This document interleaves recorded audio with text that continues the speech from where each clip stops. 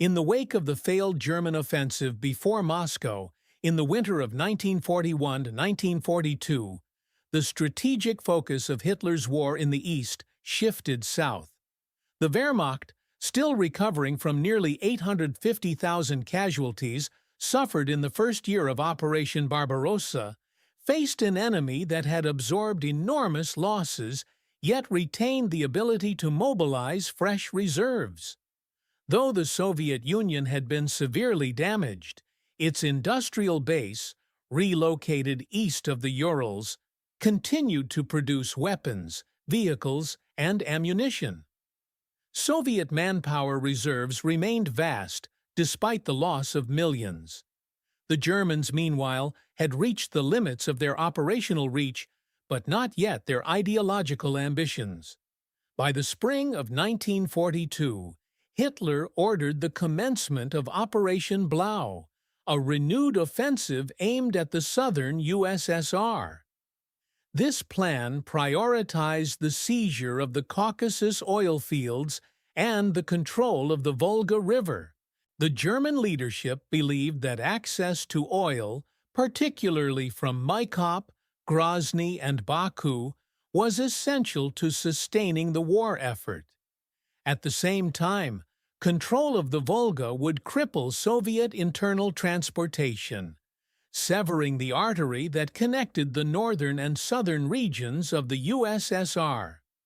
Industrial and logistical reasoning underpinned these objectives, but political and ideological considerations also played a role.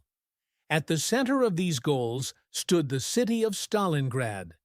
With a pre-war population of over 400,000, it was a vital industrial hub, producing tractors, tanks, and small arms. Its position on the western bank of the Volga made it a key point on the Soviet supply network. But more importantly for Hitler, the city bore the name of his rival. Capturing Stalingrad would not only fulfill a strategic role, it would serve as a symbolic blow to Soviet morale and leadership. For Stalin, its defense became equally important. Orders were issued that the city was to be held at all costs. The German command restructured its forces in the southern sector. Army Group South was split into two elements.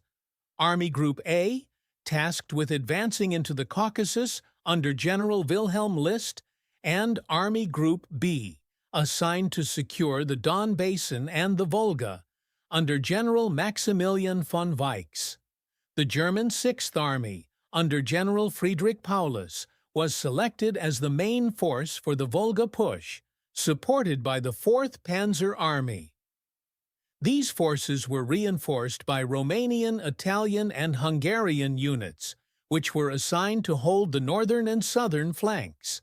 At the outset of the 1942 summer campaign, German planners expected a relatively quick advance. Soviet defenses in the south had not yet recovered from the losses at Kharkov in May, where the Red Army suffered over 200,000 casualties. In response, Stalin and the Soviet Stavka began repositioning forces to the threatened sector. The Stalingrad Front, and later the Don and Southwestern Fronts, were reinforced with newly raised rifle divisions, tank corps, and artillery units.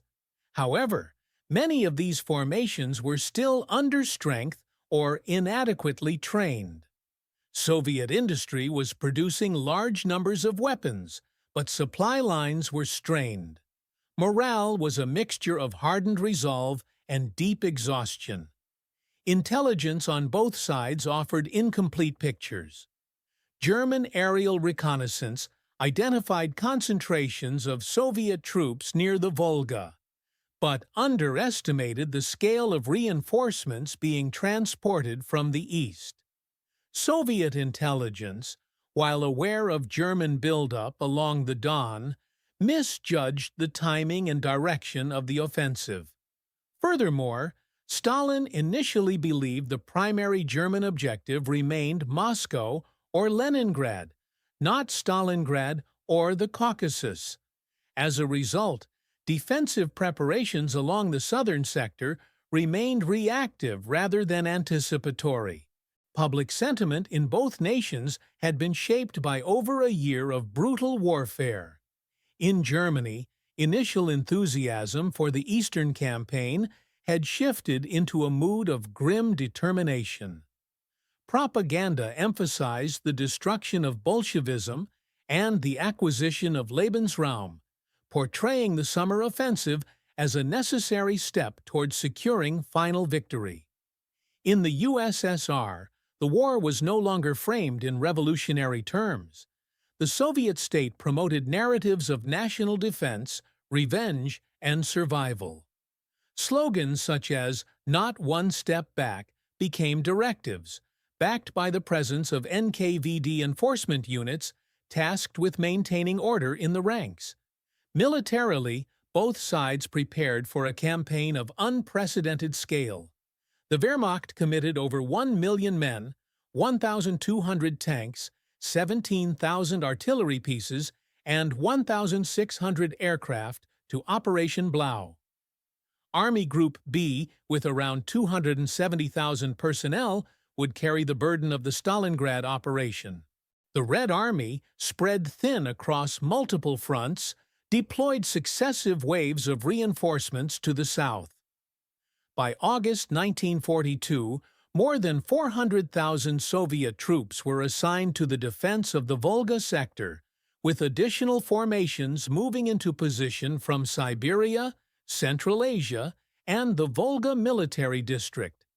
In the background of these preparations, the Eastern Front had already taken on a scale of destruction unmatched in modern war.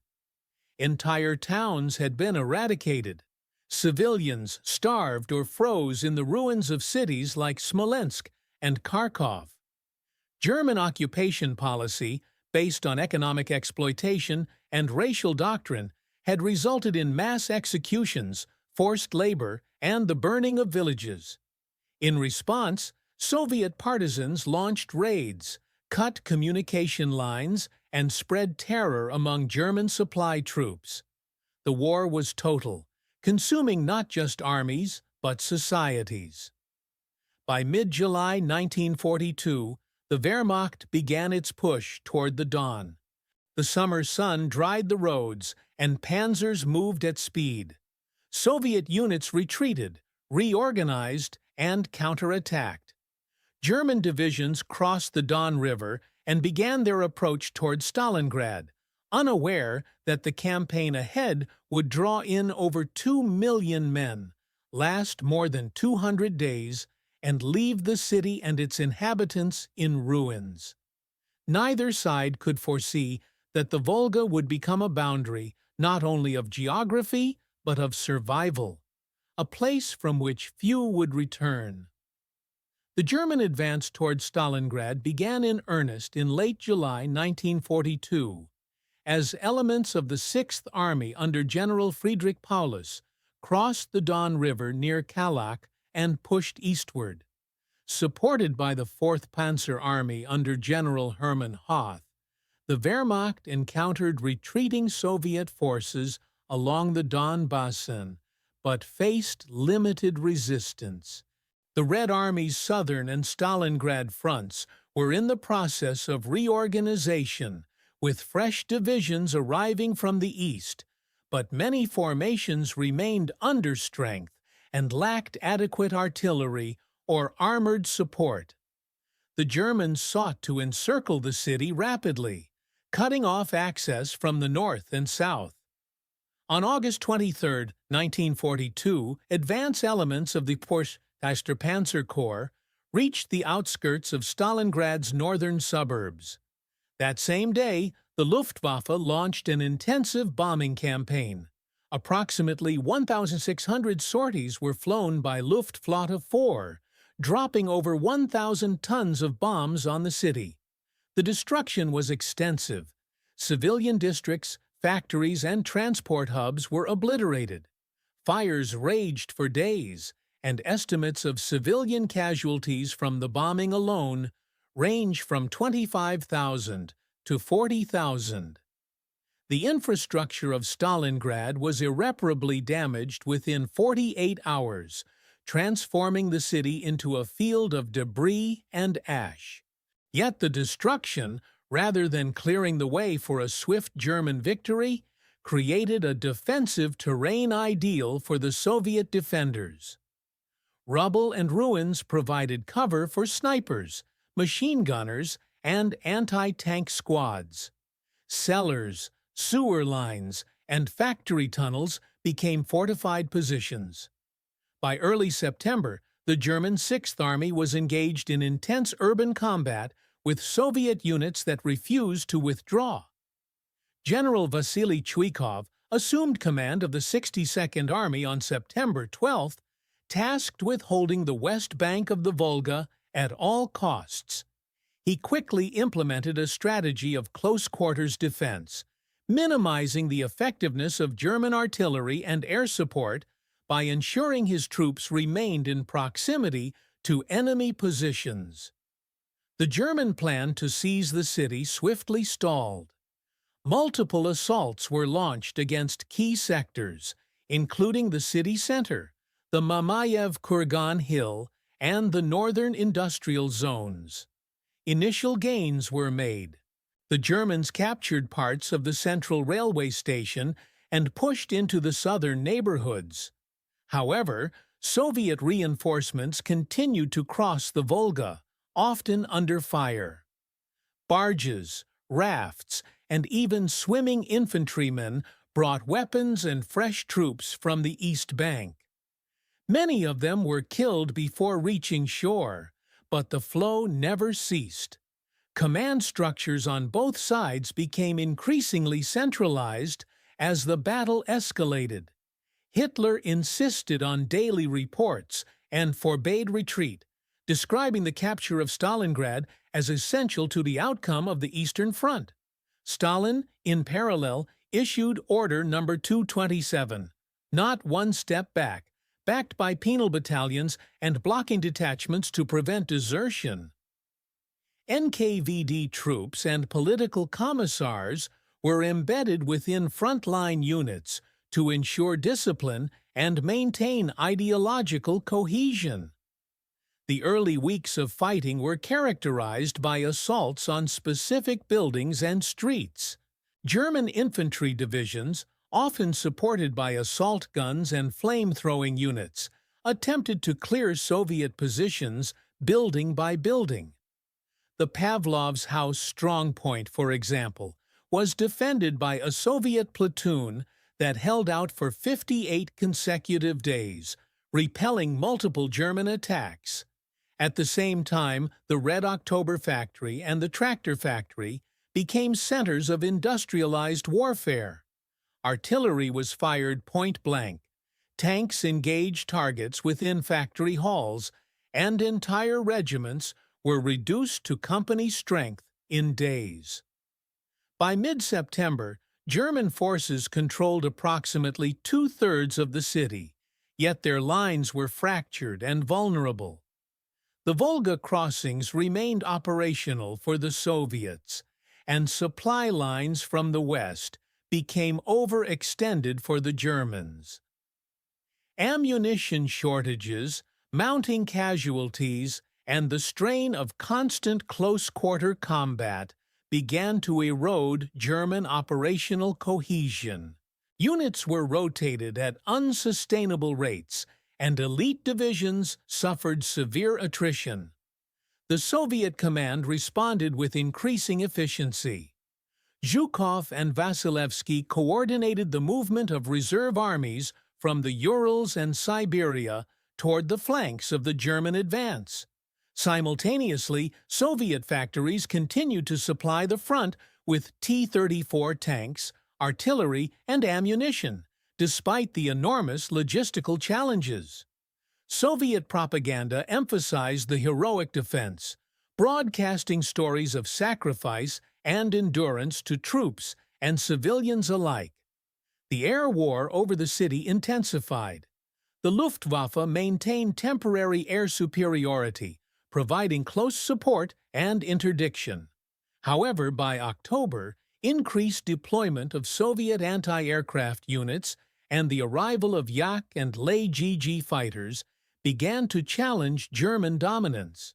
Soviet pilots flew hundreds of sorties a day, often at low altitude, attacking German supply columns and command posts. The skies over the city became another front in the battle. Civilians still trapped in the city faced starvation, disease, and constant bombardment. Many lived in cellars, sharing space with soldiers. Food distribution collapsed. Water had to be drawn from the Volga under fire. Medical care was virtually non-existent. Children scavenged ruins for food and ammunition. Elderly residents assisted in cooking and trench digging. The distinction between soldier and civilian blurred as survival became the only objective. By the end of October 1942, the battle for Stalingrad had reached a bloody equilibrium. German forces had achieved their furthest advances, holding most of the western bank and pressing hard against the remaining Soviet pockets along the river. But the cost had been enormous. Sixth Army had suffered over 80,000 casualties, and ammunition reserves were dwindling. The Soviets, despite even higher losses, maintained control of critical sectors and continued to reinforce the city. The opening phase of the Stalingrad campaign had passed. What followed would not be a continuation of urban assault, but the beginning of a wider confrontation. Beyond the smoke and ruins of the city, Soviet forces were assembling the largest counteroffensive of the war. And while the Germans still believed they were close to victory, their position had become dangerously overextended. The next phase would reveal that the battle was no longer only about the streets of Stalingrad, but about who would control the entire southern front. By early November 1942, the German position in and around Stalingrad had grown perilously complex. The Sixth Army under General Friedrich Paulus, supported by elements of the 4th Panzer Army, occupied most of the city's western sector. Despite controlling roughly 90% of the urban area, the Germans had failed to expel the Soviet 62nd Army from the riverbank. Supply lines stretched hundreds of kilometers through exposed steppe terrain, guarded by Romanian, Italian, and Hungarian units deployed along the northern and southern flanks. These Axis allies were ill-equipped and underprepared for sustained defense, often lacking sufficient anti-tank weaponry, winter gear, or air support. While the Wehrmacht remained focused on clearing the last Soviet resistance from the ruins of Stalingrad, Soviet High Command was preparing for a larger objective. In the Stavka's view, the concentration of German forces in the city presented a unique opportunity, not only to defend Stalingrad, but to surround and destroy the enemy formations committed to the offensive. This concept took shape as Operation Uranus, a massive double-envelopment maneuver aimed at the vulnerable flanks of the German salient. The plan called for simultaneous attacks north and south of the city. In the north, the southwestern and Don fronts, under Generals Nikolai Vatutin and Konstantin Rokossovsky, were to strike the Romanian Third Army positioned along the Don River. In the south, General Andrei Yeryomenko's Stalingrad front would target the Romanian Fourth Army and weak German detachments near Kalmyk Steppe. The goal was to encircle Axis forces around Stalingrad by linking Soviet pincers west of the city in the Kalak region. Preparations included the deployment of over 1 million troops, 13,000 artillery pieces, 1,000 tanks, and nearly 1,400 aircraft. Soviet logistical coordination in the months preceding the operation was extensive. Units were moved covertly across the country. Camouflage, radio silence, and nighttime rail movements concealed force concentrations. Soviet intelligence identified the exact positions and strength of Axis units on the flanks. Maskurovka, military deception, was employed to convince the Germans that a renewed Soviet offensive would target the Caucasus or the city's eastern bank. Stalin personally approved the final plan in early November, after which troop deployments accelerated.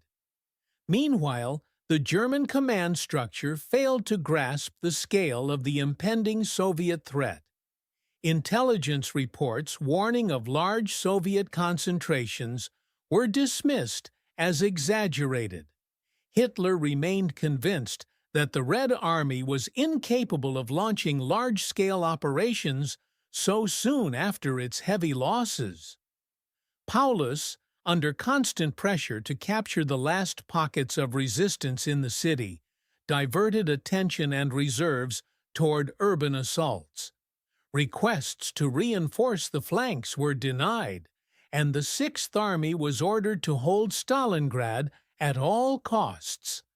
The Luftwaffe, under General von Richthofen, continued to provide air support, but its strength had already begun to decline.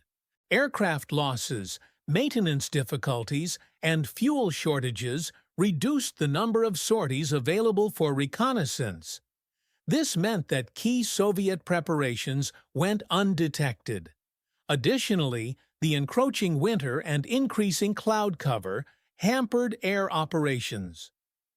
German reliance on air superiority for resupply and tactical flexibility would prove inadequate in the weeks to come. Axis satellite armies, particularly the Romanians, were deployed over a 150-kilometer front with limited armor and outdated anti-tank guns. In some cases, Romanian regiments had fewer than a dozen functioning artillery pieces. Morale among these troops was low. Many had suffered severe casualties in previous months and received little support or recognition from German commanders. Communication between German and Allied units was inconsistent, and coordination in case of attack was poorly defined. German logistics also faced growing strain. The entire Army Group B supply chain was dependent on a narrow corridor of roads and railways extending from the Dnieper. Fuel shortages had become routine. Ammunition resupply was prioritized for frontline units in Stalingrad, leaving rear positions with minimal reserves. The road conditions, worsening with each snow and freeze, limited the movement of reinforcements and heavy equipment. German transport columns were vulnerable to partisan attacks, particularly at night, and rear security was increasingly insufficient. Inside Stalingrad itself, the situation remained static but deadly. German assaults on the Red October and Barricade factories continued, supported by artillery barrages and infantry pushes. Soviet defenders, often reduced to isolated platoons, fought from rubble and basements. The Volga crossings remained active, with reinforcements arriving under fire. Soviet troops used smoke screens, darkness, and ice floes to ferry men and equipment. Losses were high, but replacements kept coming. Soviet troops in the city knew of the coming counteroffensive. Commanders such as Chuikov and Gurov were briefed and instructed to maintain their positions at any cost, ensuring that German forces remained pinned down and unable to redeploy. The defense of the Volga embankment thus became both a tactical and strategic necessity. Every building defended was not only a symbol of resistance, but a means to hold the German Sixth Army in place while Soviet pincers closed around them. In the days leading up to the Soviet attack, signs of movement on the flanks began to multiply. German forward observers noted increased Soviet patrols, new trenchworks, and distant armor movements. Reports from Romanian units warned of Soviet troop buildups. Requests for air reconnaissance and artillery support were filed, but received no immediate response. On November 17 and 18, Soviet artillery units completed calibration and registration. Infantry units received final briefings. The operation was set to begin. At dawn on November 19, Soviet guns opened fire. Over 3,500 artillery pieces and Katyusha rocket launchers initiated a concentrated bombardment across a 50-kilometer front north of Stalingrad. Within hours, the Romanian Third Army's defensive positions were obliterated. Soviet tank brigades, followed by motorized infantry, surged through the gaps. Axis lines collapsed. Command and control broke down. By midday, Soviet units had penetrated 20 kilometers.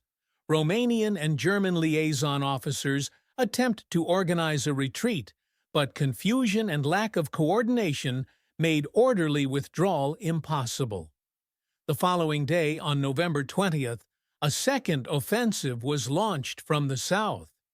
The Romanian Fourth Army, thinly spread and unsupported, was overrun.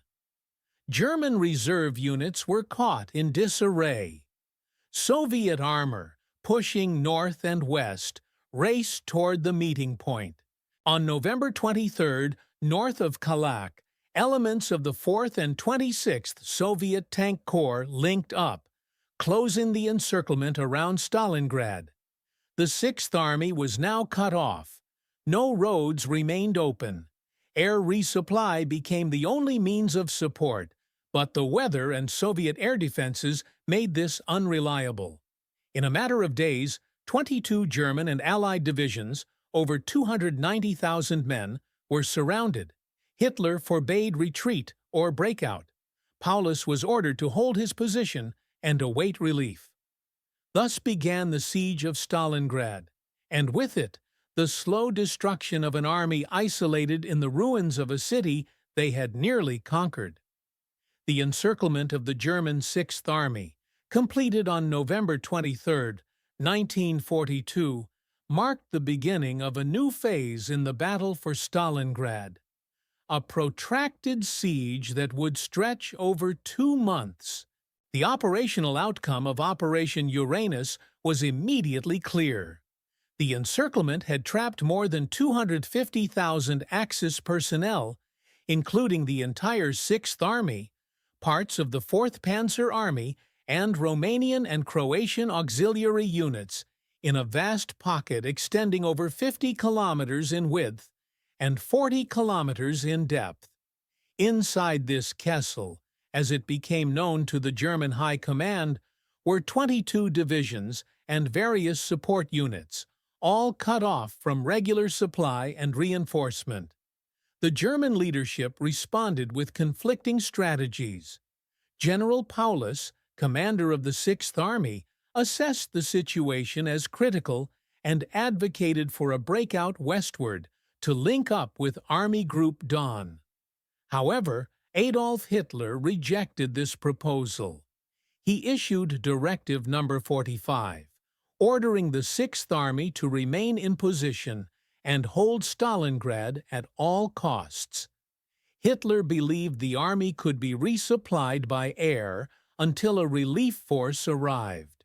The responsibility for this airlift fell to the Luftwaffe, led by Field Marshal Hermann Göring, who assured Hitler that the Air Force could deliver the required 300–500 tons of supplies daily. This estimate proved catastrophically optimistic. In reality, the Luftwaffe's transport fleet, consisting mainly of Ju-52 aircraft, could barely deliver 90 to 120 tons per day under favorable conditions. By December, worsening weather, increasing Soviet anti-aircraft defenses, and overextended maintenance capacity further reduced delivery rates. The airfields within the Kessel, primarily Pitomnik and Gumrak, became critical targets.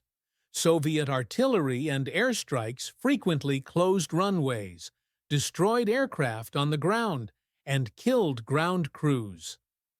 Flight operations required immense resources and yielded minimal benefit. Supplies delivered were often misallocated, with luxury items such as coffee and brandy arriving instead of ammunition and medical gear. Inside the pocket, the logistical situation deteriorated rapidly. Units received only a fraction of their necessary rations.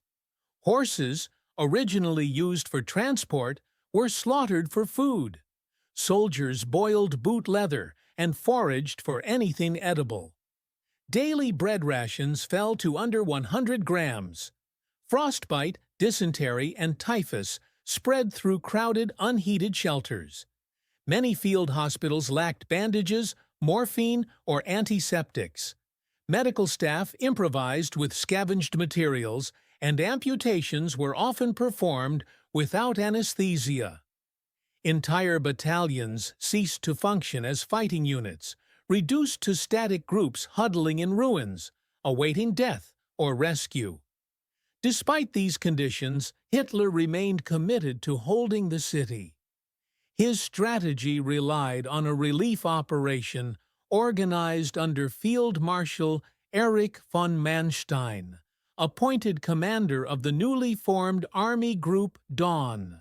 Manstein launched Operation Winter Storm on December 12, 1942, with the goal of breaking through to the encircled 6th Army from the southwest. Initial progress was made, and German armored units advanced to within 48 kilometers of the Kessel's outer perimeter. However, Soviet resistance stiffened. The 2nd Guards Army was deployed to block the advance, and harsh weather, fuel shortages, and overextended supply lines halted the operation by December 23. Paulus, though repeatedly urged by some of his officers to attempt a breakout toward Manstein's lines, refused to disobey Hitler's orders. Meanwhile, the Red Army initiated Operation Little Saturn on December 16, targeting the Italian 8th Army on the Don River.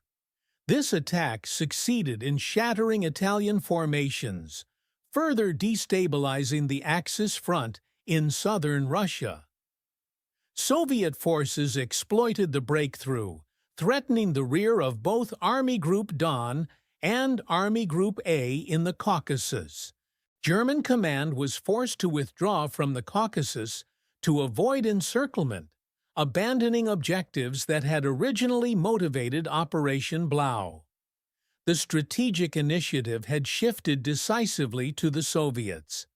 Inside Stalingrad, the 6th Army faced complete isolation. On January 10, 1943, the Red Army launched Operation Ring, designed to systematically reduce the pocket. Over 7,000 artillery pieces opened fire in a massive barrage that lasted hours, followed by coordinated infantry and armor assaults from multiple directions. The weakened German lines quickly buckled. Soviet troops advanced block by block, village by village, using detailed intelligence gathered from prisoners, aerial reconnaissance, and partisans.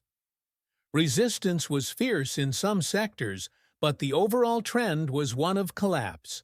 The Pitomnik airfield, vital for resupply and evacuation of the wounded, fell on January 16. Gumrak, the last operational airstrip, was captured on January 22. With the loss of these facilities, the Luftwaffe could no longer land aircraft or evacuate personnel. Supplies were now dropped by parachute, often falling into Soviet-held territory. The last German aircraft departed with a handful of wounded, leaving behind thousands of injured soldiers to die in makeshift hospitals. Some German officers reportedly committed suicide after being informed that no further evacuation was possible. Command cohesion within the Kessel eroded. Communication between units became unreliable. Radios failed due to low temperatures and battery shortages. Field orders were delayed or lost. Divisions functioned as fragmented battle groups, isolated and increasingly incapable of coordinated defense. Ammunition shortages limited artillery to a few shells per day. Small arms fire was rationed. Tanks sat immobilized for lack of fuel or spare parts. On January 30th, Hitler promoted Paulus to the rank of Field Marshal, a symbolic act intended to pressure him into suicide rather than surrender. But Paulus, increasingly disillusioned and physically debilitated, chose to surrender rather than waste more lives. On January 31st, Soviet forces entered his headquarters in the basement of the Univermag department store in central Stalingrad. Paulus and his staff were taken into custody without resistance. However, fighting continued in the northern pocket under General Karl Strecker until February 2nd, when the last German units laid down their arms. The toll was catastrophic. Of the 290,000 Axis personnel originally encircled, approximately $91,000 were taken prisoner. These included 2,500 officers, 24 generals, and tens of thousands of wounded. Over 147,000 were killed during the fighting or died from wounds, exposure, or starvation. Of those captured, only around 5,000 would return to Germany in the post-war decade. Soviet losses were also immense. Between August 1942 and February 1943, Red Army casualties exceeded 1.1 million, including over 450,000 dead or missing and 650,000 wounded. Civilian casualties in Stalingrad exceeded 40,000, with many more displaced or permanently injured. The siege of Stalingrad had ended, but its consequences would continue to unfold. The German army had suffered its greatest defeat. The myth of Wehrmacht invincibility was broken. The Red Army had proven capable not only of defense, but of encirclement and annihilation of a major Axis force. The Eastern Front would never return to the dynamic of 1941 or 1942. From this point onward, the German military would be in retreat and the initiative firmly in Soviet hands.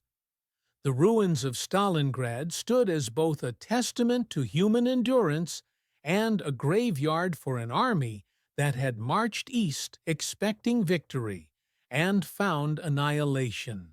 With the last German resistance in Stalingrad extinguished on February 2, 1943, the battlefield transformed into a vast graveyard of shattered formations, abandoned equipment, and frozen corpses. The Soviet Union had achieved a historic military victory, but what followed the surrender of the Sixth Army was a series of immediate and far-reaching consequences: military, humanitarian, and political. The scope of devastation defied previous standards of attritional warfare and marked a definitive rupture in the strategic balance on the Eastern Front. Inside the ruins of the city and its surrounding countryside, Soviet troops began the grim task of recovering and registering enemy prisoners. Of the approximately 91,000 Axis troops captured in the Kessel, nearly half were seriously wounded, frostbitten, or afflicted with disease. Medical support was minimal. Soviet field hospitals, overextended and focused primarily on treating their own forces, could only offer rudimentary care to prisoners. Thousands died in the first days of captivity due to exposure, starvation, or untreated wounds. Some German captives succumbed during transport, while others died in improvised holding areas without shelter or food. Evacuation of prisoners began within days of the final surrender. Columns of exhausted soldiers were marched through the snow to collection points near the Don River. Many collapsed along the way. Others were loaded into unheated rail cars and transported to camps deep in the Soviet interior. Tambov, Penza, Sverdlovsk, and Karaganda among them. Conditions during transport were deplorable. Sanitation was non-existent. Food consisted of thin soup and black bread, distributed irregularly. Survivors of these journeys often arrived at prison camps already near death. The NKVD, tasked with administering prisoners of war, was ill-equipped to handle the sudden influx. The mortality rate among the Stalingrad captives was among the highest recorded in any World War II POW cohort. Of the 91,000 Axis prisoners taken at Stalingrad, only around 5,000 would survive the years of captivity to return home after 1955. Most died between 1943 and 1945, buried in mass graves across Soviet territory. The experience of captivity left enduring scars on the survivors, both physical and psychological. In post-war Germany, their testimonies would be met with mixed reactions, shaped by political divisions and the narratives promoted by East and West German governments. In the city itself, the post-battle situation was equally dire. Stalingrad had been reduced to ruins. Soviet engineers estimated that over 90% of the city's buildings had been destroyed. Entire districts no longer existed. Infrastructure, water, power, sanitation, was non-functional. The civilian population had been reduced to less than 10,000, most of them women, children, and the elderly. Many had spent months in cellars or factory basements, surviving on scraps, melted snow, and occasional food delivered by Red Army units. Epidemics of typhus and dysentery spread quickly. Emergency relief efforts were organized by military engineers and local party officials, but the city remained uninhabitable for months. The symbolic importance of the battle led the Soviet government to prioritize Stalingrad's reconstruction. Stalin ordered a detailed plan for rebuilding the city as early as March 1943. Temporary housing and kitchens were erected. Rubble was cleared and sorted. Survivors were drafted into cleanup crews. By 1944, new residential buildings, schools, and factories were under construction.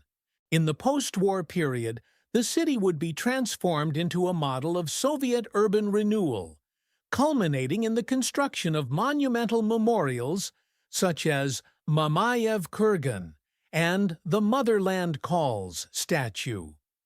On the military front, the destruction of the Sixth Army shattered the operational cohesion of Army Group B and forced a strategic realignment of Axis positions along the Eastern Front. German units still holding territory in the Caucasus were ordered to retreat. Army Group A began its withdrawal in late January 1943, abandoning its objectives in the oil-rich regions of Maikop and Grozny. This marked the definitive end of Germany's southern strategic campaign and the failure of its bid to secure vital fuel resources. The Soviet High Command capitalized on the momentum. In the weeks following the victory, multiple offensives were launched across southern Russia. Operation Gallop and Operation Star sought to push German forces out of the Donbass and Kharkov regions. Initial advances were significant. Soviet troops liberated Voroshilovgrad, Kursk, and Belgorod. However, by March 1943, logistical overextension and effective German counterattacks under Field Marshal Erich von Manstein halted the progress. In a series of mobile engagements, the Wehrmacht recaptured Kharkov and inflicted heavy losses on overextended Soviet formations. These operations demonstrated that, despite the defeat at Stalingrad, the German army remained capable of localized tactical recovery. Still, the strategic balance had shifted. The Red Army was now on the offensive, forcing the Wehrmacht to react. Soviet units that had survived the fighting in Stalingrad were reinforced, re-equipped, and redeployed.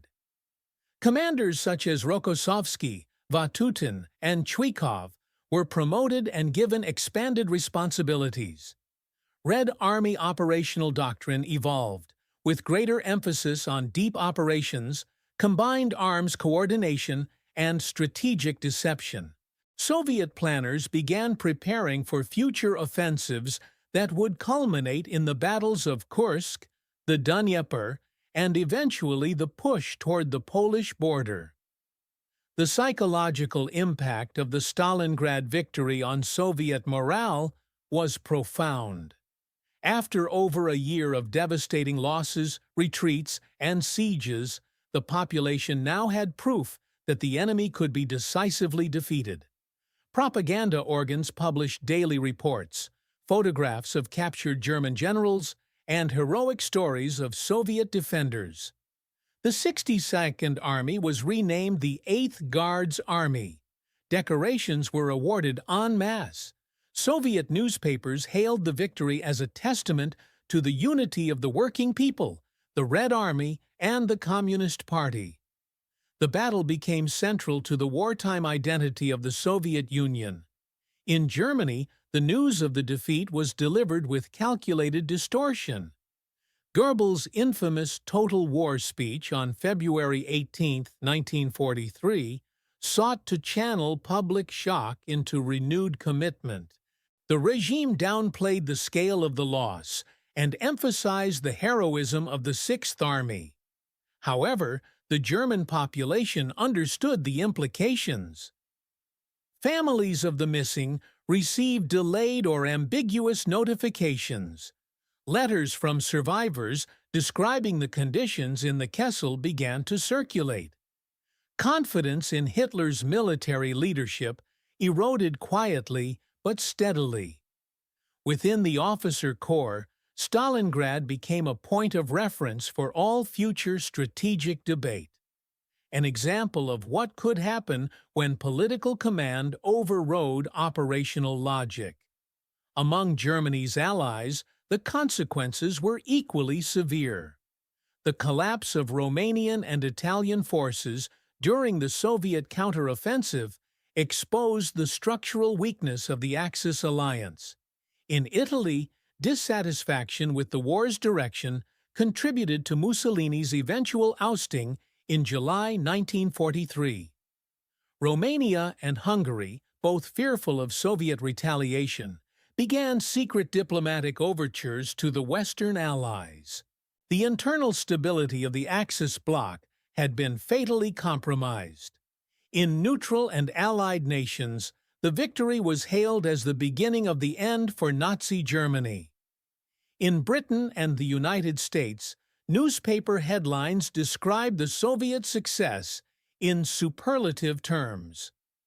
Military planners noted the transformation of the Red Army from a defensive force into a strategic threat to German dominance in the East. Coordination between the Allies and the USSR increased. Lend-lease shipments of trucks, fuel, and communications equipment surged. While debates over opening a second front continued, Western confidence in the Soviet war effort deepened. Stalingrad had been the site of a battle, but its conclusion produced a ripple effect across the continent. It altered military calculations, reshaped diplomatic alignments, and redefined the expectations of war's outcome. The siege was over, but its consequences had just begun to unfold across the Eastern Front and beyond. In the aftermath of the Battle of Stalingrad, the scale and intensity of the fighting that had taken place between August 1942 and February 1943 became fully apparent to both Soviet and German commands. As the Red Army consolidated its control over the city and surrounding areas, the physical and human devastation revealed a level of destruction rarely matched in modern warfare.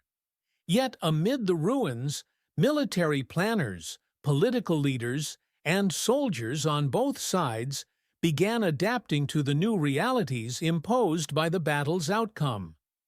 The campaign's peak had passed, but its consequences demanded rapid strategic, logistical, and organizational responses. The German Wehrmacht, although still a formidable force in the east, had suffered its most severe defeat to date. With the loss of the Sixth Army, the German command structure underwent significant strain. Army Group B was effectively disbanded. Army Group Don, hastily created in late 1942 to support the Stalingrad relief effort, was left disoriented by the failure of Operation Winter Storm and the subsequent Soviet offensives along the Donbass. Field Marshal von Manstein, who had overseen the failed rescue attempt, advocated for a strategic withdrawal to more defensible positions in Ukraine. However, Hitler continued to insist on holding extended front lines despite the lack of reserves. This refusal to abandon overextended salients created immediate operational vulnerabilities. Soviet forces, emboldened by their success, began launching follow-up offensives, Operation Gallop and Operation Star, in February 1943. These aimed to liberate the Donbass industrial region and further isolate Axis formations. While initial advances were successful, pushing German forces out of cities such as Kharkov, the Red Army's own logistical limits began to manifest. Supply lines were stretched over frozen steppe roads, while railheads lagged behind advancing units. Soviet tank corps ran low on fuel and ammunition, and infantry divisions suffered from exhaustion and attrition. Recognizing the overstretched condition of the Red Army, von Manstein launched a counteroffensive in early March. Concentrating mobile units, including the SS Panzer Corps, Großdeutschland Division, and elements of the 4th Panzer Army, the Germans executed a series of rapid maneuvers to retake Kharkov and Belgorod. The battles were fierce, with the Germans utilizing superior tactical coordination and interior lines of movement. Soviet forces, though numerically superior, were caught off balance. By late March 1943, the front had been stabilized. Kharkov was back in German hands, and the Wehrmacht demonstrated it still possessed operational capability despite the loss of the Sixth Army. This back and forth underscored the evolving nature of the conflict. Both armies began adapting to the scale and attritional demands of the Eastern Front.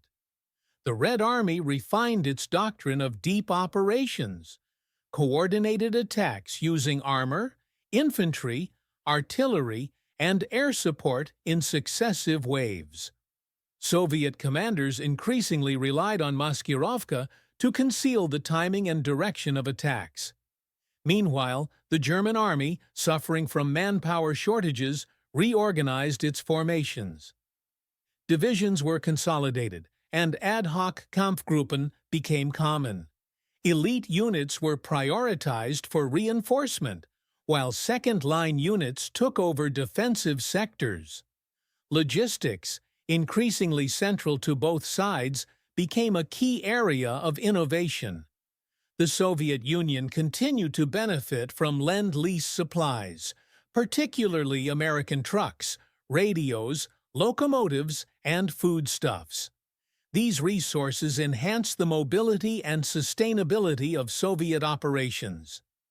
Field engineers repaired damaged railways and bridges with unprecedented speed. Mobile repair workshops were created to maintain tanks and artillery near the front. The Germans, by contrast, faced mounting challenges. Fuel shortages were acute, and the loss of Stalingrad meant the severing of supply corridors in southern Russia. Road convoys were vulnerable to partisan ambushes and air attacks. The Luftwaffe, already depleted by the failed Stalingrad airlift, could no longer provide consistent support to ground operations. Morale and psychological factors also underwent significant shifts. Among Soviet troops, confidence grew. Veterans of Stalingrad became cadres in new formations, their experience invaluable in both offensive and defensive roles. Political officers emphasized the significance of the victory in ideological terms, reinforcing belief in ultimate victory. Propaganda at the front lines stressed themes of vengeance, liberation, and national survival.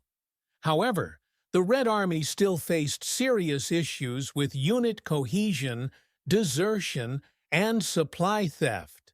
Harsh disciplinary measures remained in effect, including field executions and penal battalions. German soldiers, by contrast, began to show signs of demoralization. Letters home, increasingly censored by military authorities, revealed frustration with the conduct of the war and fear of Soviet retribution. The myth of invincibility had been broken. Survivors from units that had fought at Stalingrad were redeployed elsewhere, their testimony quietly discouraged. Within the Wehrmacht High Command, debates intensified over strategic direction. While some officers favored strategic withdrawals and shortening the front, Hitler continued to insist on holding ground and preparing for a renewed offensive in the summer. Civilian populations across the front line also adapted to the aftermath. In recaptured Soviet territories, local populations emerged from hiding or were liberated from German occupation. Soviet authorities re-established control quickly, reintroducing party structures, reimposing conscription, and punishing collaborators. Food shortages remained acute, and much of the countryside lay in ruins. In German-occupied zones, reprisals against partisans and suspected Soviet sympathizers increased. Deportations and forced labor intensified as the Wehrmacht sought to replenish its rear services with local labor. Partisan activity, which had played a supporting role during the Stalingrad campaign, now expanded dramatically. Behind German lines in Belarus, Ukraine, and the Baltic states, Soviet partisans sabotaged railways, ambushed convoys, and assassinated German officials. Coordination between partisan detachments and Red Army formations improved via radio communication and liaison officers. German security forces responded with large-scale anti-partisan operations, often involving indiscriminate reprisals against civilians. In the air, the VVS, Soviet Air Forces, began to assert itself more consistently. New aircraft such as the Yak-9 and La-5FN, combined with improved pilot training and radar coordination, allowed the Soviets to challenge Luftwaffe superiority. The Germans responded by shifting experienced pilots from the west to the Eastern Front, but this further strained their air defense in other theaters. Bombing raids on German-held logistical hubs increased in frequency. Airfields, supply depots, and rail junctions were now key targets. By the summer of 1943, both armies had adapted their force structures and strategies in preparation for the next major confrontation. The Red Army had absorbed the lessons of rapid overextension and prepared more thoroughly for sustained offensives. The Wehrmacht, reeling from the loss at Stalingrad, but emboldened by the Kharkov counteroffensive, sought to deliver a decisive blow in the upcoming battle around the Kursk salient. The opposing sides had hardened into seasoned war machines, capable of inflicting and enduring immense destruction. The peak of the Stalingrad campaign had not only changed the geography of the front, but had transformed the very nature of the war. Attritional endurance, logistical depth, and organizational adaptability had become the dominant metrics of success. Both the Red Army and the Wehrmacht now understood that victory in the East would not come through maneuver alone. It would require the systematic grinding down of the enemy's capacity to resist. The road to Berlin had begun not only in the factories and trenches, but in the strategic recalibrations that followed the bloodletting on the Volga. As the broader war in the East evolved into one of sustained attrition, both the Soviet and German commands were compelled to reorient their strategies, resources, and mentalities to survive what had become a conflict of endurance. Stalingrad, as both a battlefield and symbol, had left a profound imprint on every level of the war effort. What followed in its immediate wake was not only a reconfiguration of front lines and force compositions, but also a recalibration of how armies, states, and individuals adapted to survive under conditions of systemic exhaustion and permanent crisis. For the German Wehrmacht, the loss of Sixth Army meant more than manpower and material. It represented the forfeiture of strategic initiative. Yet, the Army still retained experienced officers, battle-hardened formations, and a functional command structure. In an effort to reassert tactical control, the German High Command issued directives focused on defensive entrenchment, the reconstitution of shattered divisions, and the redirection of strategic planning toward key salients. Among these, the area surrounding the Kursk salient emerged as a focal point for German regrouping. To adapt to its shrinking manpower pool, the Wehrmacht began integrating survivors from shattered units into newly formed divisions. The core of these formations was often composed of Stalingrad veterans, whose combat experience was invaluable, though often accompanied by psychological trauma, poor health, and growing disillusionment. The German command increasingly relied on the creation of flexible battle groups, Kampfgruppen, composed of remnants of infantry, armor, and artillery units consolidated under temporary field commands. These ad hoc units were versatile but unsustainable over time. Meanwhile, the Red Army had absorbed the lessons of urban warfare, strategic deception, and combined arms coordination. Soviet commanders who had distinguished themselves during the Stalingrad campaign, such as Vasily Chuikov, Georgy Zhukov, and Konstantin Rokossovsky, assumed larger roles in theater-wide planning. The Stavka implemented structural reforms, including the permanent creation of guards units, improved logistical support chains, and enhanced coordination between infantry, armor, artillery, and air forces. Specialized assault units trained for urban and fortified terrain were formalized and deployed in later operations. One critical Soviet adaptation was the refinement of logistics under wartime conditions. The Red Army, dependent on long and vulnerable supply lines, expanded the use of rail networks, pontoon bridges, and truck convoys. Lend-Lease aid, particularly American Studebaker trucks and fuel, played a decisive role in maintaining mobile operations.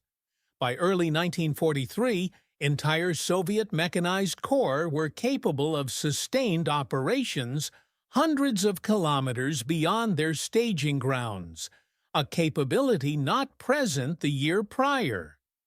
In terms of psychological adaptation, Soviet forces displayed increasing resilience. Where once panic and collapse had followed major German breakthroughs, units now demonstrated cohesion under pressure. Political commissars continued to enforce discipline, but the morale of troops improved due to battlefield successes, improved supply conditions, and a growing sense that the tide of war had turned. Propaganda campaigns celebrated the Stalingraders as heroic defenders, often accompanied by public decoration ceremonies and broadcasts aimed at reinforcing national unity. Within the German sphere, the psychological strain of the defeat was less containable. Wehrmacht censorship departments noted a sharp increase in soldier correspondence expressing doubt, fear, and anger at political leadership. Units withdrawn from the Stalingrad front showed signs of decreased morale and diminished willingness to undertake offensive operations. While discipline was maintained through military hierarchy, signs of psychological fatigue, what would later be termed combat stress reaction, were evident among junior officers and enlisted personnel. On the home fronts, adaptation took different forms. In the Soviet Union, the victory at Stalingrad was leveraged to mobilize increased war production, encourage enlistment, and consolidate public commitment. Rationing remained severe, and the urban populations of cities like Moscow, Gorky, and Kuibyshev lived under continued threat of air raids and food shortages. Still, production quotas were met or exceeded. Thousands of new recruits, many drawn from Central Asia, the Caucasus, and Siberia, were processed and sent to the front, reinforcing exhausted divisions. In Germany, the state shifted to what Goebbels declared as total war. Civilian labor was redirected into armament production.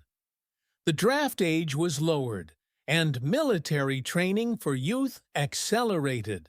Foreign laborers and prisoners of war were used increasingly to supplement industrial labor shortfalls. Women, once largely excluded from full-scale war work, began filling roles in munitions factories and logistics services. However, internal resistance to the war, though still limited, began to surface in forms such as increased absenteeism, illegal listening to foreign radio broadcasts, and small student movements like the White Rose. The role of partisans and irregular forces became increasingly significant in this phase of the war. In Soviet-held and German-occupied territories, partisan activity reached new levels of sophistication. Sabotage of railway lines, ambushes of supply convoys, and the assassination of German officers occurred with increasing frequency. Soviet intelligence coordinated partisan actions with frontline offensives, tying down Axis rear area units and forcing the Germans to divert critical manpower to security operations. In response, the Wehrmacht and SS units initiated anti-partisan campaigns, particularly in Belarus, Ukraine, and the Baltic states. These operations often involved scorched earth tactics and collective reprisals against civilian populations. Entire villages were depopulated, suspected collaborators were executed without trial, and thousands were deported to forced labor camps. Though tactically successful in the short term, these methods only deepened local hostility and increased support for the partisans. From a technological standpoint, both sides began adapting to the specific demands of the Eastern Front. Soviet designers, benefiting from frontline feedback, accelerated the development of new weapon systems. The T-34-85 was introduced as an upgraded version of the original T-34, equipped with a more powerful gun and improved armor. The Germans responded with the development of the Panther and Tiger tanks, vehicles designed to counter Soviet armor at long range. However, production limitations and maintenance issues meant that these new models could not be fielded in sufficient numbers to alter the strategic balance. Air power also underwent adaptation. The Luftwaffe, diminished after Stalingrad and overstretched across multiple fronts, began to rely on more targeted, tactical support missions. Soviet air forces, meanwhile, increased in both quantity and effectiveness. Improved training, upgraded aircraft, and the integration of air-ground coordination allowed Soviet pilots to play a more direct role in operational planning. Air superiority, once a clear German advantage, became increasingly contested. By the middle of 1943, the pattern of adaptation on both sides had hardened into systemic transformation. The war on the Eastern Front was no longer a conflict of swift movement or short campaigns. It had become a war of exhaustion, shaped by industrial capacity, logistical depth, and the ability to endure mass casualties over sustained periods. Stalingrad had not only destroyed an army, it had forced both nations to confront the scale and demands of total war. These adaptations set the stage for the next great confrontation, the Battle of Kursk.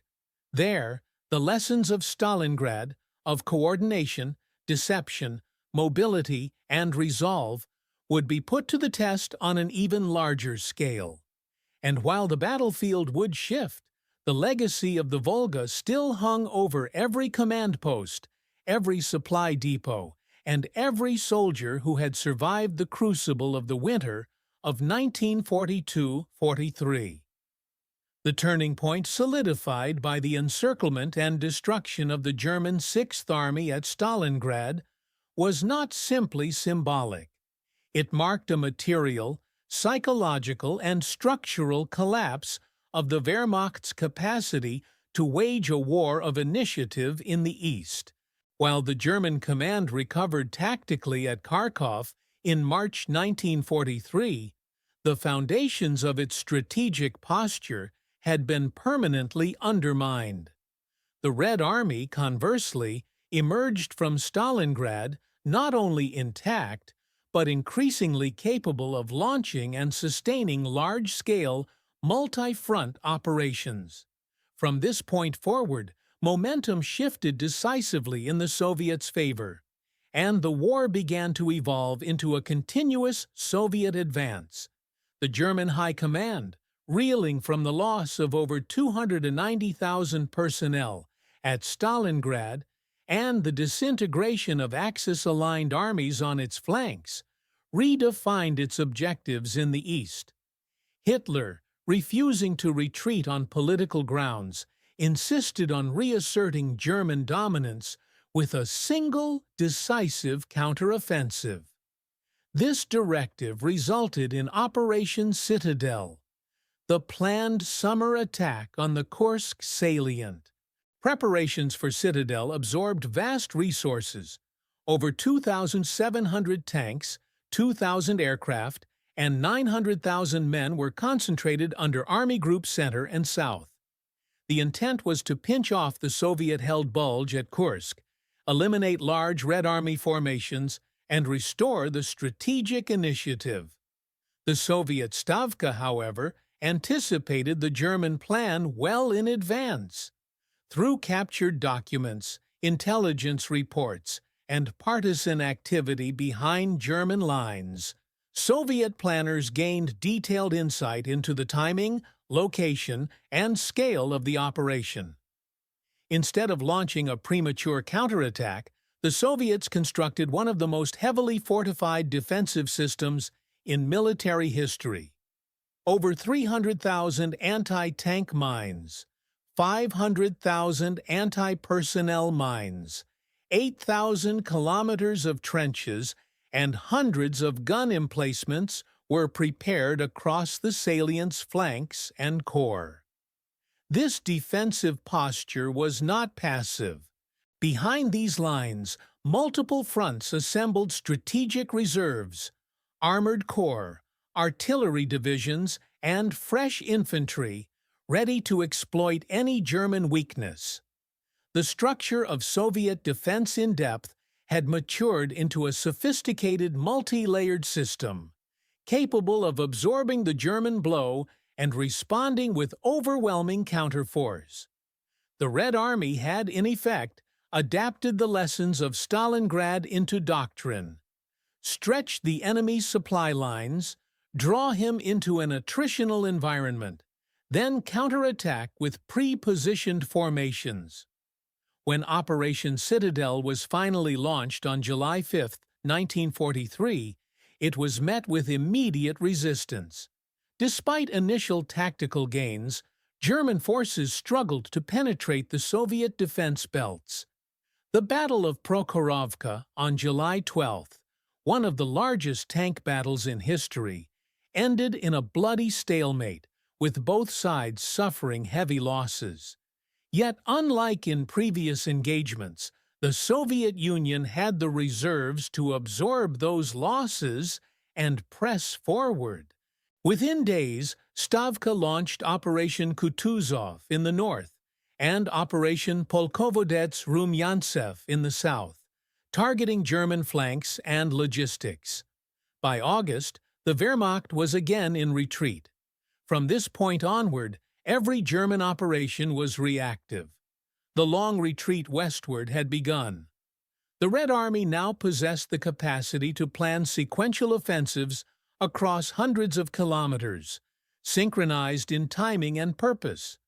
The destruction of Army Group Center during Operation Bagration in mid-1944, resulting in 400,000 Axis casualties, was a direct continuation of the operational principles that had been refined in the Stalingrad campaign.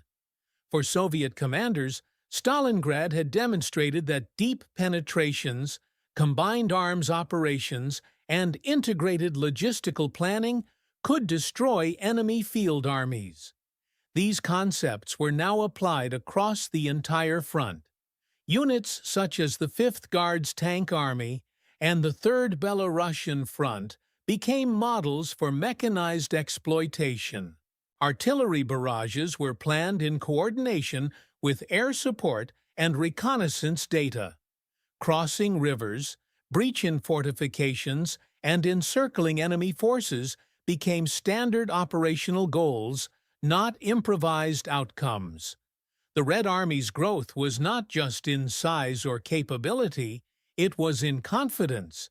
The psychological impact of having defeated Germany's best formations in brutal urban combat and then resisting German counterattacks in open terrain transformed the internal culture of the Soviet military. Troops who once feared encirclement now executed them. Defensive withdrawal was replaced with strategic deception and counterpunching. Coordination between front and army commanders improved, and political officers, though still present, increasingly deferred to professional military leadership in operational matters. Meanwhile, the German army, while tactically competent, could not keep pace with the industrial and manpower resources arrayed against it. German industry, subjected to increasing Allied bombing, could not replenish the material losses suffered in the East. The Wehrmacht's manpower pool, already strained by heavy losses, was stretched thinner by the need to defend Italy, the Balkans, and later, France. By mid-1944, the quality of replacements in frontline divisions declined sharply. Training time was reduced, experienced officers were increasingly lost, and junior commanders were promoted into roles for which they had inadequate preparation. Morale within German forces continued to erode. Units that had once operated with operational autonomy and high initiative were now frequently immobilized by restrictive orders from the Führer himself. Hitler's interference in military affairs, already a problem in Stalingrad, became systemic.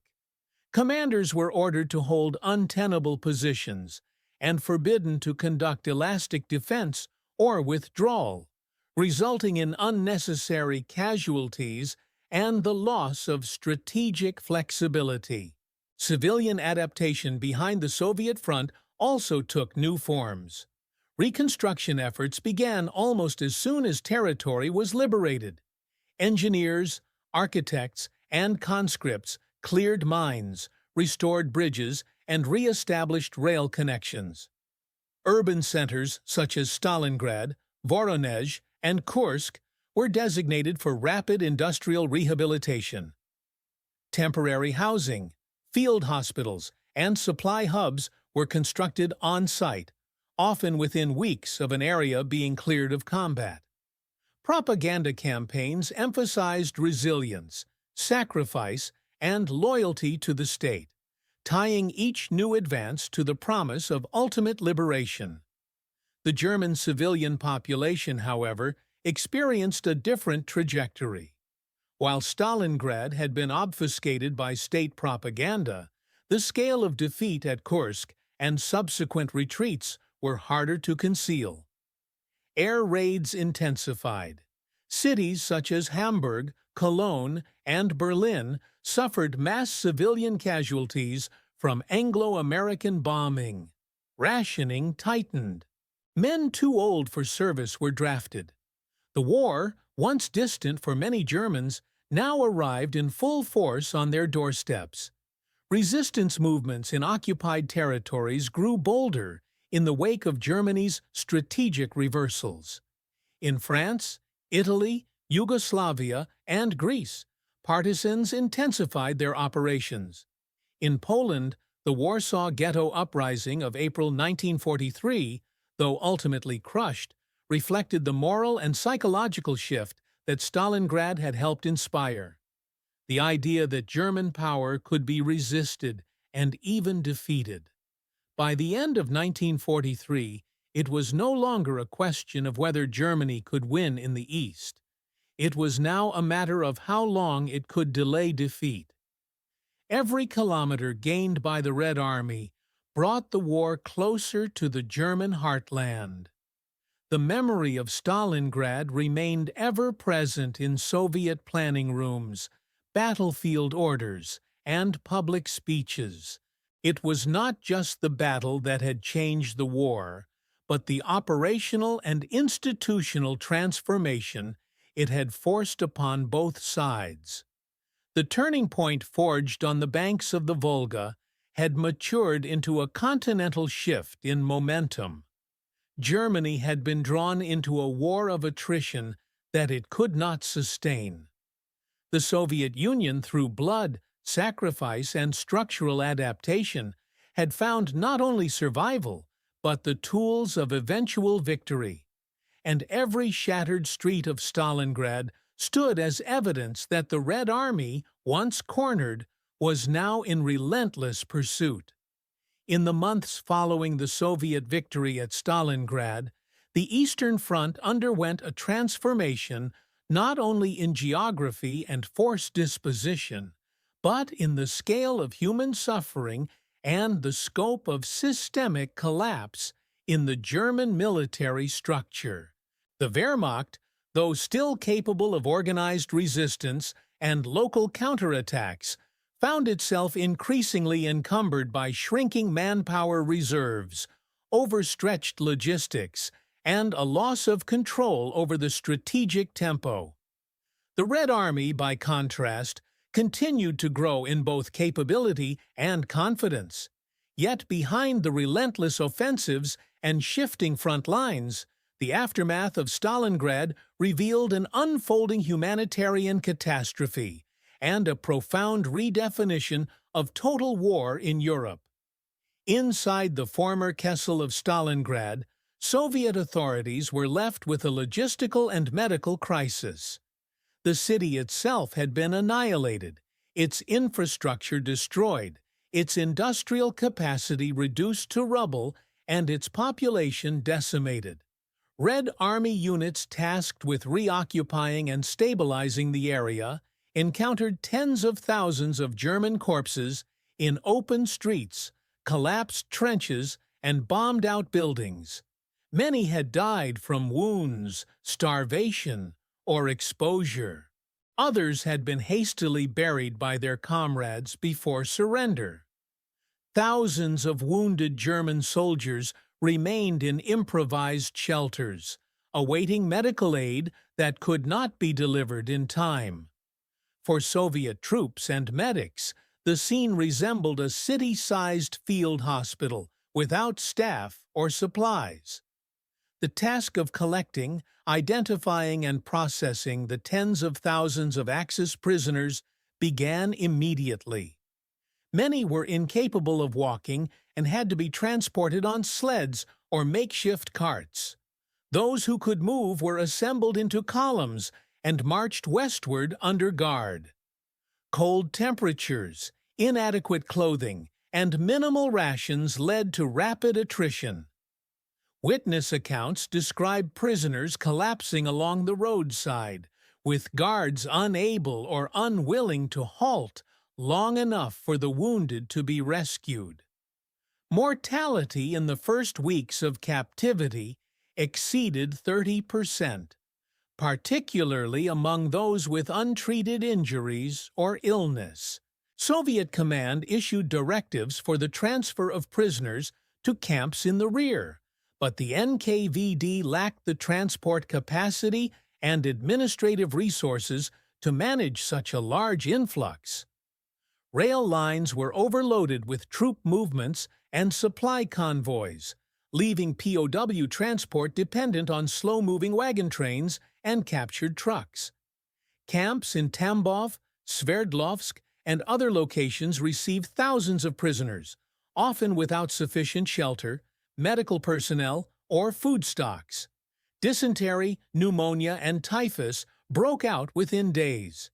In many cases, prisoners slept outdoors in sub-zero temperatures, surviving on thin soup and fragments of bread. Soviet records indicate that over 60% of Stalingrad POWs perished within the first 6 months of captivity. While these figures are staggering, they reflected broader patterns across the Eastern Front. German treatment of Soviet POWs earlier in the war had resulted in the deaths of over 3 million Red Army captives. The Soviet leadership, though officially adhering to the Geneva Conventions, adopted an approach to German prisoners that was more punitive than humanitarian. Additionally, logistical collapse, not just intent, contributed significantly to the death toll. The Soviet state simply lacked the infrastructure to care for so many captives in the midst of ongoing war and reconstruction. Among the prisoners were 24 German generals, including Field Marshal Friedrich Paulus, who had surrendered rather than commit suicide as Hitler had implicitly expected. He was taken to a special NKVD facility and treated with relative care, later becoming a figurehead for Soviet propaganda. In captivity, Paulus eventually denounced the Nazi regime and participated in anti-Hitler broadcasts directed at the German army. Other captured officers were less cooperative. Some died in captivity.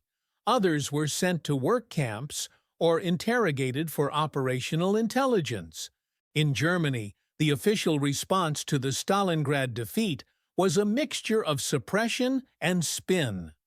The Nazi regime delayed public acknowledgement of the disaster until several weeks after the surrender. Even then, casualty figures were not disclosed. State media described the fall of the Sixth Army as a heroic sacrifice, emphasizing its loyal stand against overwhelming odds. Goebbels' Total War speech on February 18, 1943, attempted to turn defeat into a call for national mobilization. Yet among the population, the truth was becoming evident. Families of soldiers began receiving telegrams reporting that loved ones were missing or presumed dead. Letters smuggled out by returning wounded soldiers told of encirclement, starvation, and hopelessness. The psychological impact of Stalingrad within the Wehrmacht was immediate. Survivors from units on the periphery of the Kessel described disorganization, failure of coordination, and confusion under fire. Confidence in senior leadership declined. The rigid command structures that had prevented an early breakout became a subject of bitter reflection. Field commanders began taking a more cautious approach in subsequent operations, occasionally disobeying orders to preserve their forces. Fear of encirclement grew acute, influencing tactical decisions throughout 1943 and 1944. Among the Axis allies, the consequences were even more damaging. The Romanian and Italian armies, which had borne the brunt of the Soviet counteroffensive, suffered catastrophic losses. Entire corps were wiped out.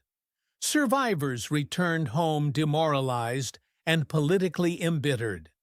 In Italy, the erosion of confidence in Mussolini's leadership contributed to his ousting later in 1943. In Romania and Hungary, political leaders began quietly exploring options for disengagement from the war. The myth of a united Axis front had been shattered. Stalingrad revealed the underlying fragility of Germany's alliances. On the Soviet side, the aftermath was marked by both celebration and introspection. The victory was widely commemorated.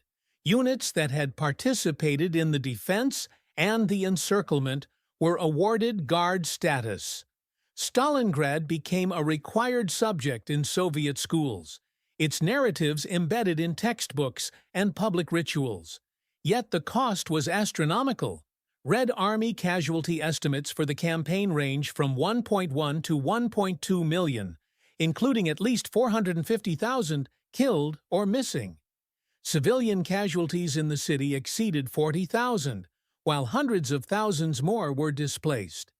The city of Stalingrad, renamed Volgograd after Stalin's death but still known worldwide by its wartime name, was reduced to rubble. Infrastructure had to be rebuilt from the ground up. Railroads, power stations, factories, and apartment blocks were constructed in a planned, phased manner. Memorials were erected even before the war ended. By 1945, the first iteration of Mamayev Kurgan's monument had been completed. The site of the battle became a central symbol of Soviet resilience, used extensively in internal and external propaganda.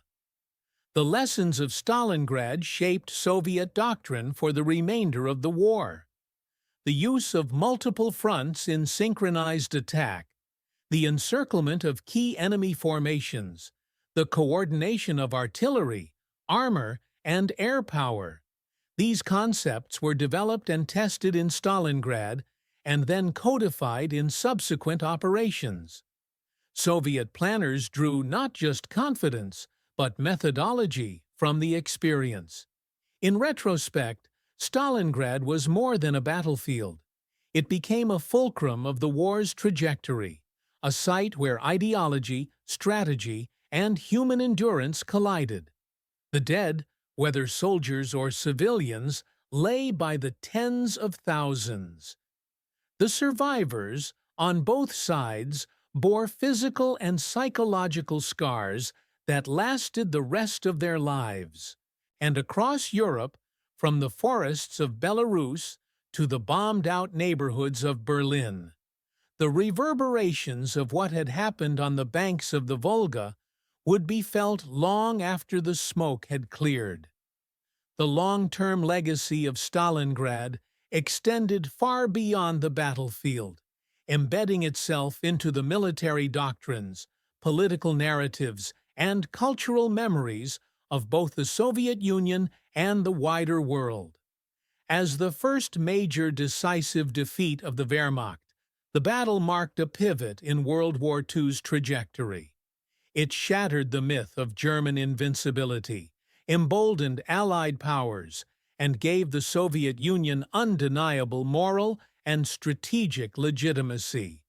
But more profoundly, it redefined the nature of urban warfare, the limits of human endurance, and the costs of ideological confrontation on an industrial scale.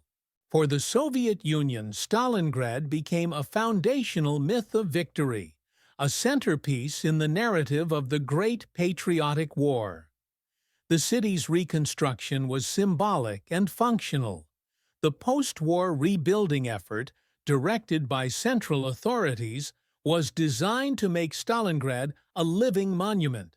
Urban planning emphasized wide avenues, heroic architecture, and monumental statuary. In 1967, the towering Motherland Calls statue was unveiled atop Mamayev Kurgan, its massive figure dominating the skyline as both a commemoration and a warning. Museums, memorial parks, and eternal flames ensured that memory was institutionalized. Every Soviet citizen was expected to know what had happened there. In Soviet military circles, the analysis of Stalingrad shaped doctrine into the Cold War era. The concept of deep operations, layered offensive tactics involving coordination of multiple echelons, was validated by the success of Operation Uranus and the encirclement. Training programs for officers incorporated lessons on encirclement avoidance, urban combat, and psychological resilience under siege. The use of artillery in depth, the importance of operational reserves, and the need for coordinated logistics all drew directly from Stalingrad. The battle was not only remembered, it was operationalized into the military-industrial framework of the USSR. Culturally, Stalingrad became a reference point across literature, cinema, and education. Soviet films like The Battle of Stalingrad, 1949, portrayed the event as a triumph of unity, sacrifice, and ideological superiority. Schoolchildren wrote essays about Pavlov's house. Veterans gave talks in classrooms. The names of streets, schools, and even entire towns across the USSR were changed to honor the battle or those who fought in it. This saturation of memory served both as commemoration and as a political tool. It reinforced Soviet identity, framed Stalinist policies as justified, and provided a contrast to the fascist aggressor narrative that was central to Soviet foreign policy. In the West, Stalingrad's significance was widely acknowledged, though often filtered through geopolitical concerns. Military analysts studied the battle for its operational and logistical lessons, particularly regarding urban warfare and attritional strategy. The fact that the Germans had been decisively defeated without Western intervention challenged certain assumptions about Soviet military capability. In post-war planning, especially within NATO, the Red Army was increasingly seen as not only massive, but tactically adaptive. This perception influenced Cold War defense postures for decades. German remembrance of Stalingrad was more fragmented and often controversial. For the Bundeswehr and post-war military historians, the battle represented a failure of command, planning, and moral courage. The decision not to authorize a breakout, the inadequate preparation for winter warfare, and the over-reliance on Axis allies were scrutinized in post-war literature. Yet the memory of the individual soldier at Stalingrad, particularly those who had suffered, endured, and died in the encirclement, was handled with cautious reverence. Memoirs by survivors, like Heinrich Gerlach and Wilhelm Adam, presented the battle not as a story of heroism, but of futility and horror. The term Stalingrad syndrome emerged in German psychiatry to describe the deep psychological trauma experienced by veterans. The political implications of Stalingrad also extended into the Cold War power balance. For Moscow, the victory was invoked repeatedly in diplomatic discourse, propaganda, and ideological conflict with the West. It was cited as proof of Soviet strength, resilience, and moral superiority. During international negotiations, commemorative events, and wartime anniversaries, the Soviet leadership used the memory of Stalingrad to remind allies and rivals alike of their wartime sacrifices and capacity for endurance. It became a bargaining chip, a moral high ground, and a tool of statecraft. On the military level, Stalingrad influenced post-war urban planning and civil defense measures across both blocs. The battle had demonstrated that modern cities could become killing grounds. As such, NATO and Warsaw Pact forces prepared for future conflicts in which dense urban centers might again be battlegrounds. Training doctrines incorporated lessons on sniping, block-to-block fighting, and the use of civilians as both obstacles and victims. Simulations of urban hellscapes became a feature of military academies worldwide, with Stalingrad often serving as the central case study. Humanitarian discourse was also shaped by the events. The suffering of civilians, caught between bombardments, starvation, and ideological warfare, led to a post-war push for expanded protections under the Geneva Conventions. While both sides had committed violations, the sheer scale of civilian casualties at Stalingrad highlighted the inadequacy of existing wartime humanitarian frameworks. Discussions around civilian evacuation, relief corridors, and medical neutrality were intensified in the years following the war, with Stalingrad cited as one of the clearest examples of failure to protect non-combatants. In modern Russia, the legacy of Stalingrad remains potent. Annual commemorations, military parades, and national broadcasts ensure that the narrative is kept alive. In 2013, the city temporarily restored its wartime name for official ceremonies. Public opinion polls consistently show that Russians consider Stalingrad the most important battle of World War II. This enduring prominence has political implications, used by leadership to rally nationalist sentiment, justify military spending, and invoke historical continuity between past sacrifice and present challenges. In broader historical scholarship, Stalingrad has become a symbol of total war. It encapsulates the convergence of ideology, logistics, leadership, and brutality. It is studied not only as a battle, but as a phenomenon, where modernity's tools were turned to destruction on an unparalleled scale. With over 2 million total casualties, including more than 1.2 million Soviet and Axis troops, and tens of thousands of civilians, the cost was immense. Yet within this cost was a shift, the slow, grinding reversal of Nazi expansion, and the rise of a Soviet military-industrial machine that would dominate Eastern Europe for nearly half a century. Stalingrad endures as a name that signifies not just a place or a moment in time, but a concept, the threshold of human resistance, the brink of ideological annihilation, and the razor's edge upon which global history turned.